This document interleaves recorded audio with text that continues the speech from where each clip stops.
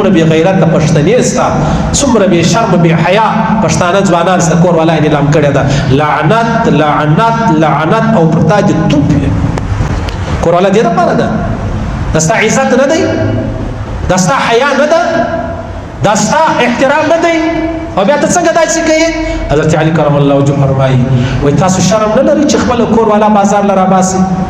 تاسو غیرت نه لرئ؟ ته ویل دونه بې غیرته یې چې کور والا دې راوایسته د نارینهو مجلس لره، هغه واده ته ګوري دی هغه ته ګوري، ته شرم نه لرئ؟ نن سبا خلک په خپلو کور والاو باندې خیال کوي، خیال پارکو لري هم راولي، شاپینګ سینټر لري هم راولي، بازار لري هم راولي، د نارینهو ځای لري هم راولي. پیغمبر علیه الصلاۃ والسلام فرمایي پر درو کسانو جنت حرام دی، پر درو کسانو جنت حرام دی. اولنی سړی د الله رسول فرمایي دائمی شرابي، هر وخت شراب بغیر د شراب گزاره نه، دائمی شرابي. یا خاص کر د جمعې په شپه، دا پښتانه نه دي، پښتانه دا نو ګرد جمعه شه سړی د جمعې په شپه داسې ډم جوړ سي، دی فارم هاوس لري،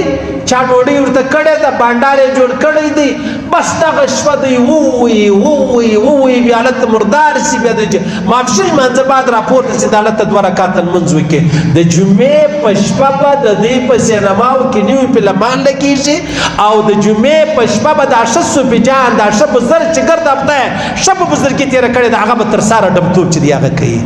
تر سهاره به ډمتوب کوي. نو بیا شراب هم ورسره یې، بیا عجبه خبره دا ده دی یاران سته، هغه وایي زه خپله شراب نه څښم، زما یو یار دی هغه اوس په اخته سوی دی، د هغه دپاره یې راوغواړي. څونه دلاوره دی، الله پاک د الله دشمني د یار پر سر واخیستله، د الله دشمني. نو پیغمبر علیه الصلاۃ والسلام فرمایي پر درو کسانو جنت حرام دی. اول سړی شرابي چې هر وخت شراب څښي، او دویم د مور پلار نافرمانه. مور پلار ځینې ناراضه دي، مور پلار ځینې خفه دي، مور پلار ځینې په ژړا دي، مور پلار په سرو سترګو دي ځینې. د الله رسول فرمایي پر داسې زوی جنت حرام دی،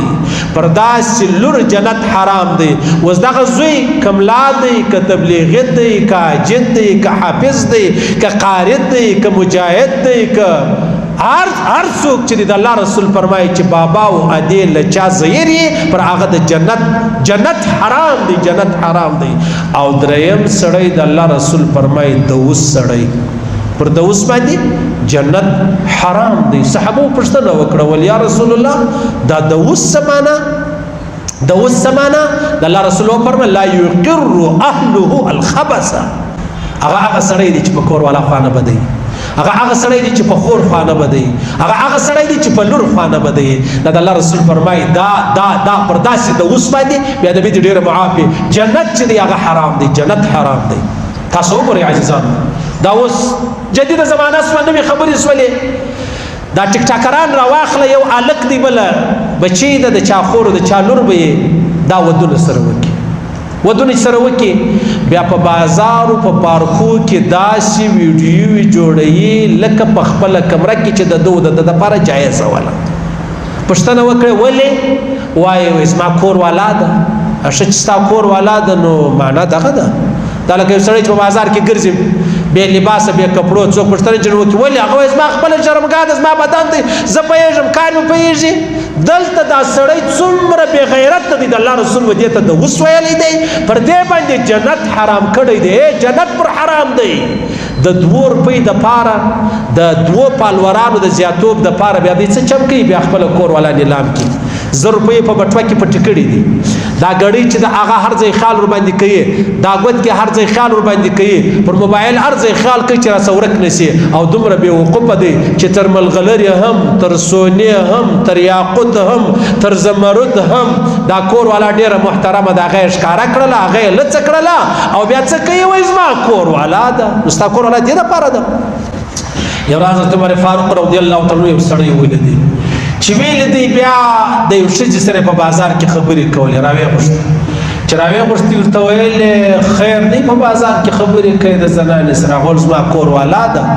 ولستا کور والا سره په کور کې ولې خبرې نه کوي بیا دی هم او کور والا ته سزا ورکړه څو دورې وویل ولې ولوجه دا ده ولې خلک بدګمانه کوي چې دا سړی د کمیشن سره خبرې کوي او خپل ځان ولې بدنامه کوي ولې متهم کوي ولې خپل ځان بې عزته کوي نو ستا کور والا ده دا معنا ده هغه تقریبا په شپږ نوي په اووه نوي شاوخوا کې موږ په کابل کې زه هم یو بل ملګری را روان وو نو یو سړی مې ولیدی داسې خلاصه ګلۍ وه غټه ګلۍ وه غټ روډ و راشی مې نه ولو یو سړي زنانه وهله پر هغه باندې خپله برقه وه چادر مادر و هغه په چادرې مادرې یې کړې وله نو زما ملګری ورغلی چې ورغلی هغه یې ځینې خلاصه پوښتنه یې ځینې وکړه خیر او زما کور والا نو کور والا سړی پر روډ وي سړی پر روډ کور والا وي ولې به وي نو حضرت عمر فاروق رضی الله تعالی عنہ دا سړی وواهی اوس وګورئ څومره بې غیرته پښتنې سته څومره بې شرم بې حیا پښتانه ځوانان سته کور والا یې نیلام کړې ده لعنت لعنت لعنت او پر تاج توپ یې کور والا دې دپاره ده دا ستا عزت نه دی دا ستا حیا نه ده دا ستا احترام نه دی او بیا ته څنګه داسې کوې حضرت علی کرم الله وجهه فرمایي وایي تاسو شرم نه لرئ چې خپله کور والا بازار له راباسئ تاسو غیرت نه لرئ ته ولدونه بې غیرته یې چې کور والا دې راوایسته د نارینهو مجلس لره هغه وده ته ګوري دی واغه ته ګوري تا شرم نه لرئ تعلیم منم تعلیم فرض دی تعلیم ضروري دی تعلیم لازمي دی تعلیم د ژوند حصہ ده خو پرده د رب حکم دی په پرده کې هر چاته د تعلیم اجازه شته هر چاته که نر دی که ښځه که لوی دی که چنی دی بلکل اجازه چې د هغه شته ها بې پرده کې چې د هغه نشته نه زموږ د پښتنو په کلتور کې شته نه زموږ د پښتنو په مزاج کې شته نه زموږ د پښتنو په رواج کې شته نه د الله پاک په دین او په اسلام کې شته دا خبرې صحیح سلو یو ورځ حضرت علی کرم الله وجهه او فاطمه رالو پیغمبر علیه الصلاۃ والسلام لره چرال پیغمبر علیه السلام جړل پښتنه وکړه یا رسول الله ولې جاړې خیر خو به ول د معراج په شپه ما په جهنم کې څو زنانې ولیدې سخته په عذاب وي